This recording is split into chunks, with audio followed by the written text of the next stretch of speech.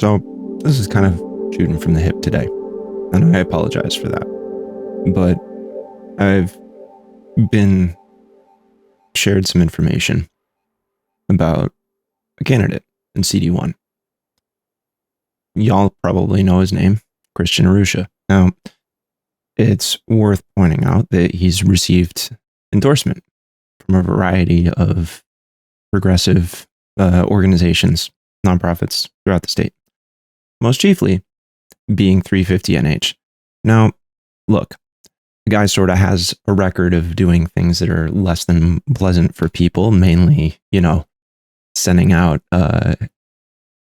photos that were in color that were then changed to black and white and then sent to Jewish constituents on Hanukkah. But that's not really what I'm going to talk about today, nor am I going to talk about his connections to Airbnb, which are a huge part of the reason why affordable housing just doesn't exist in New Hampshire, because wealthy people have realized that they can make more money doing like rentals, like the time slots allocated to wealthy people who want to go on vacation than they can make just, renting out the property to people that need housing. He still owns stock with Airbnb. But again, we're not here to talk about any of that today. What we're here to talk about, and this pertains specifically to 350NH, is Christian Urrutia's history of working in litigation against good climate action and defending corporations that are seeking to exploit natural resources at the risk of natural habitats at a time where there's massive die-offs in the ocean. So let's kind of get into that a little bit. We've got this article here from The Guardian. This is older stuff. These are things that have been around for a while, and one would imagine that organizations like 350NH would have sort of done a little bit of digging before they decided to completely endorse a candidate like this. Apparently they didn't.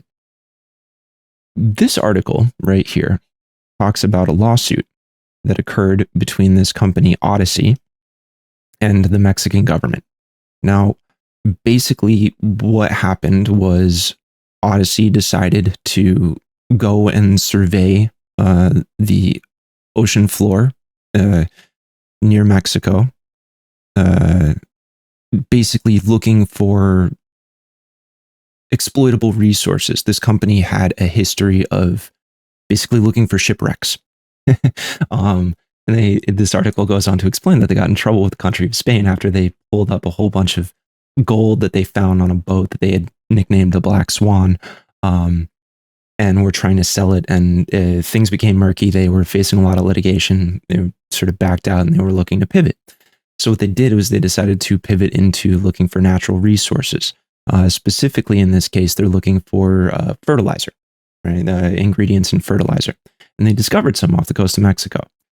So this article talks about essentially a bunch of fishermen that noticed this boat that they were not expecting to see in their waters until they figured out that it was essentially looking to exploit these natural resources off the coast of Mexico.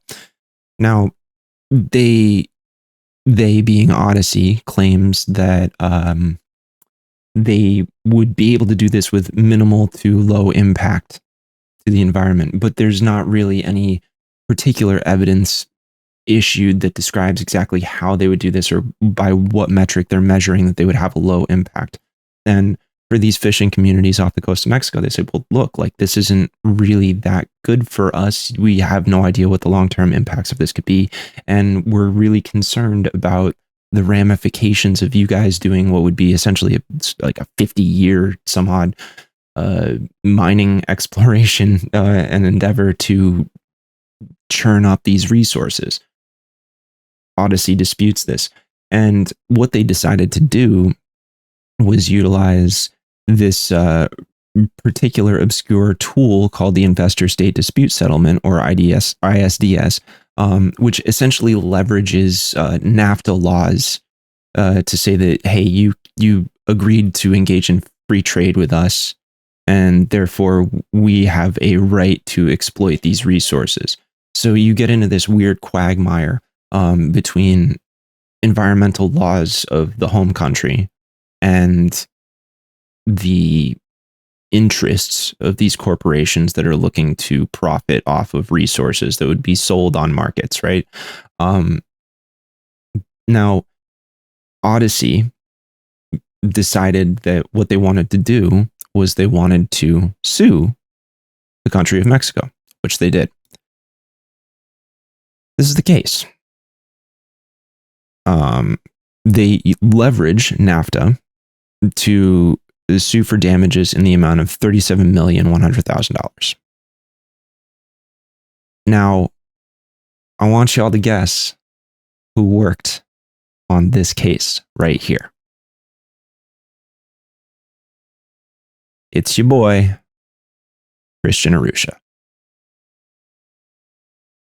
So I'm really glossing over this right now. And I will put links to the Guardian article as well as this particular law case in the description of this video, because I think it's important for people to take the time to dig into this a little bit. But when you're talking about a candidate that's running for national office, who's claiming a progressive mantle and saying that they're going to defend climate action, they have incredibly progressive proposals on that. They're trying to defend people that are up against housing issues. There's a lot to this. Christian's track record does not match up in any way, shape, or form based off of these legitimate legal documents with what he's espousing. And what becomes even more confusing is why an organization like 350NH would support this candidate. Now, I'm willing to sort of give those folks the benefit of the doubt that they just didn't know, but that sort of provides a different line of critique that if you guys are going to pursue endorsing a candidate, which hasn't ever been done before, that you should do your homework. And this is publicly available information. This is right out there on the internet. They could have looked this up. They could have dug into his track record a little bit. But from my perspective, it kind of highlights a lot of the issues that many non-elected progressive people within the state have been trying to sound the alarm bell about, in terms of the lack of oversight that's being engaged in by some of the progressive organizations in the state, maybe even the New Hampshire House Progressive Caucus. Tough to say. And people are probably, people within that bubble are probably going to be pretty upset with me for sharing this stuff. But you know what? I really don't care, because what we're focused on here is we're focused on highlighting the issues that matter to people.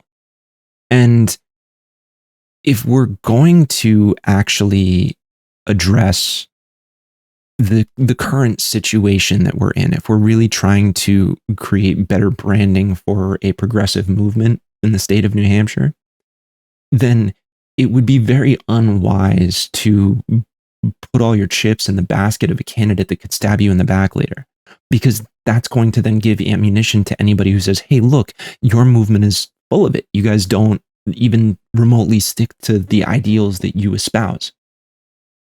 So the question then becomes, why would we back a candidate like this? Why would anybody support a candidate like this? Why is there so much consolidation around a candidate like this? And I'm not saying that to be conspiratorial, right? That doesn't benefit anybody. It's more to ask the question to require these organizations to come out and be clear about what they mean, why they're making their choices. And if they're not making their choices in an adequate way, in a transparent way, that people who are voting for these people who are these candidates, people that are really invested in seeing not just better living standards, but better climate protections. We're dealing with climate change on a scale that we've already sort of passed the point, and it doesn't really make a whole lot of sense to exacerbate the situation further by destroying even more habitats. It doesn't make sense to sue the bejesus out of a sovereign nation, a neighbor nation that we are trying to have good relations with over a trade agreement that was bad for American workers anyways. And it's important to note that when they renegotiated NAFTA during Trump, Canada removed the ISDS stipulation from that agreement because they knew that this was a way that corporations could come in and exploit them. They knew this was this created a bit of a loophole for these outcomes.